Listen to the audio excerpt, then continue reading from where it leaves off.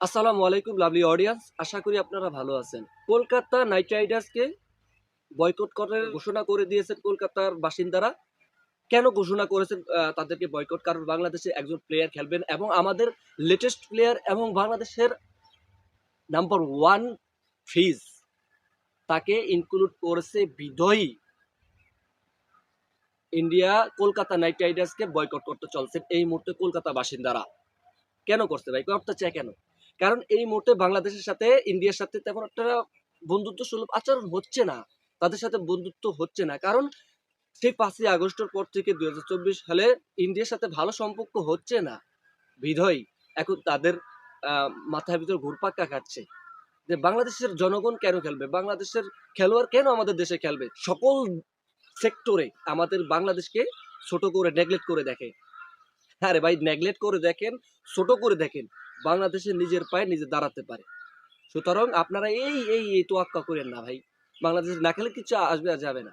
৯ কোটি ২০ লক্ষ টাকা দিয়ে শাহরুখ খানে কিনছেন এবং শাহরুখ খানে বাংলাদেশের প্রতি ভালোবাসা দেখিয়েছেন। সেইখানটায় এখন কলকাতা নাইট রাইডার্স তাদেরকে বয়কট করতে চলছে, মানে কলকাতাকে। আপনারা কলকাতা বয়কট করতে পারেন, কিন্তু আমাদের মুস্তাফিজকে বয়কট করলে কিছু লাভ হবে না। এবং দেখেন, যদি আমরা এটা যদি টানি, তো দেখেন সে নিউজিল্যান্ডের কান্ট্রিতে সেও এখনো কিন্তু ধস্তাধস্তি চলতে আছে সেই হিন্দু সম্প্রদায়দের সাথে। তাহলে তাদের প্লেয়ারদেরকে কিভাবে খেলতে দিবেন? কারণ বাংলাদেশ তো পাশের কান্ট্রি, তো আপনারা চান যে নিজের কর্তৃত্বকে বিশ্বর দরবারে দেখুক যে আমাদের দাসত্ব করে আশপাশ দেশ বাংলাদেশ সহ। সেটা হবে না ভাইয়া।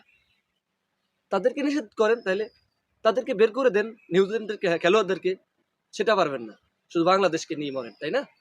Doesn't matter.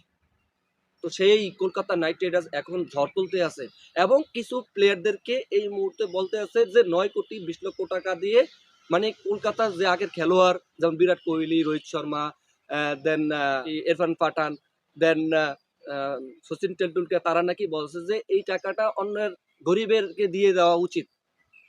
তারা নাকি বলছে এটা সম্পূর্ণ একটা ফেক, এবং সেই ফেকটা রটাইছে সাধারণ পাবলিক। সেই ইন্ডিয়ার কলকাতা নাইট রাইডার্সকে বয়কট করতে চলছে, শুধুমাত্র মুস্তাফিজ খেলবে।